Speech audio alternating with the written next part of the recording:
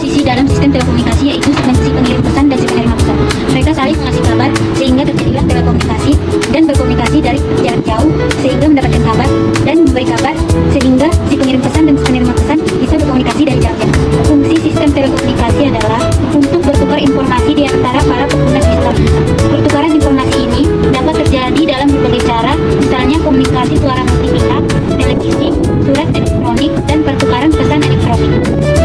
Media komunikasi adalah perantara yang digunakan untuk berkomunikasi satu sama lain menggunakan berbagai media seperti gambar, berita, atau lainnya untuk menyampaikan pesan atau pandangan. Contoh media komunikasi adalah telepon, smartphone, koran, televisi, radio, komputer, elektronik, dan lain-lain. Internet adalah jaringan besar yang saling berhubungan dari jaringan komputer yang menghubungkan orang-orang dengan komputer seluruh dunia melalui telepon, satelit, dan sistem-sistem komunikasi lainnya. Sedangkan intranet adalah sebuah jaringan privat atau private network yang menggunakan protokol internet atau TCP/IP untuk membagi informasi rahasia perusahaan atau operasi dalam perusahaan tersebut kepada karyawannya. Ada juga extranet, yaitu jaringan pribadi yang menggunakan protokol internet dan sistem telekomunikasi publik untuk membagi sebagian informasi bisnis dan atau operasi secara aman kepada penyalur, penjual, mitra, pelanggan, dan lain-lain. Extranet juga sebagai kombinasi dari beberapa intranet dalam sebuah perusahaan atau organisasi. Sistem informasi fungsional adalah sistem informasi yang ditentukan untuk memberikan informasi bagi kelompok orang yang berada pada bagian tertentu dalam suatu perusahaan dengan perusahaan lain yang berbeda-beda. Sistem informasi manajemen sistem adalah sistem perencanaan bagian dari pengendalian internal suatu bisnis yang meliputi pemanfaatan manusia, dokumen, teknologi, dan prosedur oleh akuntansi manajemen untuk memecahkan masalah bisnis seperti biaya produk, layanan, dan suatu strategi bisnis. Sistem pemrosesan transaksi adalah bagian dari sistem informasi yang mengadakan perencanaan atau pencatatan transaksi rutin harian yang diperlukan untuk menjalankan bisnis. Contohnya ialah pencatatan pesanan penjualan, pemesanan hotel, penggajian, pencatatan karyawan, dan pengiriman. Sistem penjualan adalah sistem yang digunakan suatu perusahaan untuk menjual atau memasarkan barang dagangan kepada konsumen. Penjualan dikelompokkan menjadi dua, yaitu penjualan reguler, penjualan biasa, dan penjualan unggulan. Sistem pemasaran adalah kumpulan lembaga-lembaga yang melakukan tugas pemasaran barang, jasa, ide, orang, dan faktor-faktor lingkungan yang saling memberikan pengaruh dan membentuk serta mempengaruhi hubungan perusahaan dengan pasarnya. Customer atau pelanggan adalah orang yang membeli suatu produk, barang, atau jasa, sedangkan pengertian customer atau konsumen merupakan orang yang mengkonsumsi atau memakai barang atau jasa. Relationship management atau manajemen hubungan pelanggan adalah sebuah sistem informasi yang terintegrasi yang digunakan untuk merencanakan, menjadwalkan, dan mengendalikan aktivitas pra-penjualan dan pasca penjualan dalam sebuah organisasi.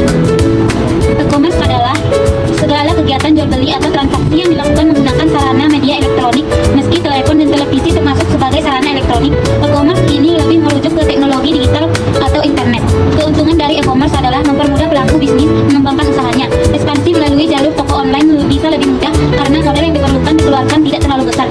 Ekspansi bisa dilakukan dengan berbagai cara. Jenis-jenis e-commerce adalah e-commerce business to business, e-commerce business to consumer, e-commerce C2C, consumer to business, media to aplikasi e-commerce, jual beli online di marketplace, internet banking and SMS banking, TV kabel, dan internet provider. Kegagalan dalam e-commerce adalah pengembangan e-commerce tidak luput dari berbagai kendala yang perlu dihadapi baik oleh pelaku usaha maupun oleh konsumen. Kendala yang cukup besar dihadapi yaitu belum adanya standar baku yang mengatur mutu e-commerce dalam hal keamanan, kehandalan pembangunan sistem, permasalahan bandwidth, serta kinerja spesifik. Bisnis to bisnis adalah transaksi bisnis yang terjadi antara satu perusahaan ke perusahaan lainnya. Bisnis to bisnis digunakan untuk mengefisienkan operasi bisnis dan melakukan transaksi komersial. Tujuan penerapan aplikasi bisnis to bisnis adalah untuk mengurangi biaya layanan pelanggan dan meningkatkan laba penjualan. Bisnis to bisnis adalah bisnis yang dilakukan oleh pihak yang saling memiliki kepentingan bisnis. Sebuah interaksi e-commerce secara online yang terjadi antara produsen atau perusahaan industri penyediaan barang dan jasa dengan distributor, supplier, dan pengecer. Penelitian dasar didefinisikan sebagai penelitian yang bertujuan untuk memajukan ilmu pengetahuan dan teknologi dengan mengajukan teori-teori yang ada dan penemuan teori-teori baru. Penelitian murni adalah salah satu jenis penelitian sosial yang memiliki orientasi pada bidang akademis. Jenis penelitian ini tidak bertujuan untuk memberikan solusi atas suatu masalah atau fenomena sosial tertentu. Periklanan terhadap pelanggan adalah periklanan dan promosi juga dapat mempengaruhi perilaku konsumen dalam hal mempercepat keputusan pembelian. Dengan menyediakan informasi yang relevan dan menarik, iklan dan promosi dapat mempercepat proses penelitian dan pemilihan produk. Supply chain management atau SCM atau manajemen rantai pemasok merupakan sebuah sistem integrasi antara fungsi maupun lintas organisasi dalam hal produksi dan mengantarkan produk ke pelanggan distribusi. Manajemen rantai pasok adalah sebuah sistem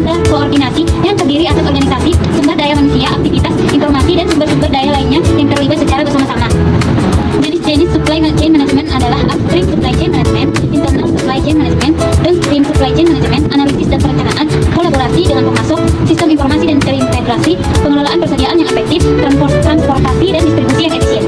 Permasalahan supply chain management yaitu mengendalikan keterbatasan bahan baku, kenaikan ongkos kirim dan harga kargo, kesulitan forecasting, kemacetan pengiriman, digitalisasi pada supply chain management, menjaga likuiditas, prediksi kondisi mendatang, ketidakpastian dalam menyusun forecasting, inventor manajemen yang rumit, visibilitas rantai pasok terbatas, pengelolaan logistik yang tidak efisien, supplier relationship management.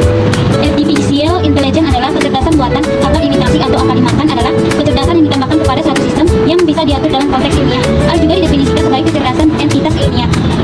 Al adalah bidang ilmu komputer yang dikhususkan untuk menyelesaikan masalah kognitif yang umumnya terkait dengan kecerdasan manusia seperti pembelajaran, penciptaan, dan pengenalan dasar.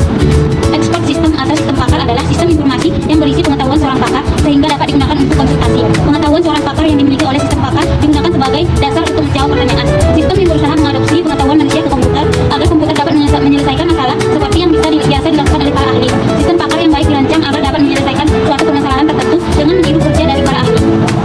Sistem intelijen atau sistem cerdas adalah mesin berteknologi canggih yang memahami dan menanggapi dunia di sekitarnya. Sistem cerdas dapat memiliki banyak bentuk, mulai dari penyaring debu otomatis seperti lomba hijrah, program pengenalan wajah, hingga saran berbelanja yang dipersonalisasi dari Amazon. Hak atas kekayaan intelektual atau haki adalah hak hukum yang bersifat eksklusif yang dimiliki para pencipta atau penanggung sebagai hasil aktivitas intelektual dan kreativitas yang bersifat das dan baru. Hak untuk memperoleh perlindungan secara hukum atas kekayaan intelektual sesuai dengan peraturan perundang-undangan di bidang haki, seperti UU Hak Cipta, paten, desain industri, rahasia dagang, paritas tanaman, sirkuit terpadu dan merek serta telah disahkan oleh ITE.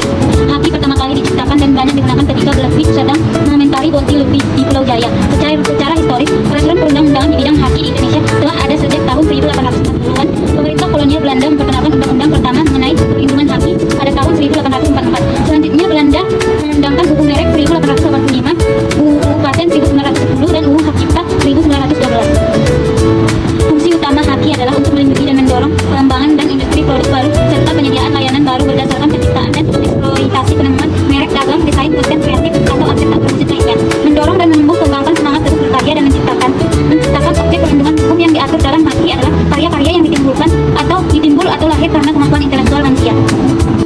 Kau ingin ku menjadi yang terbaik bagimu.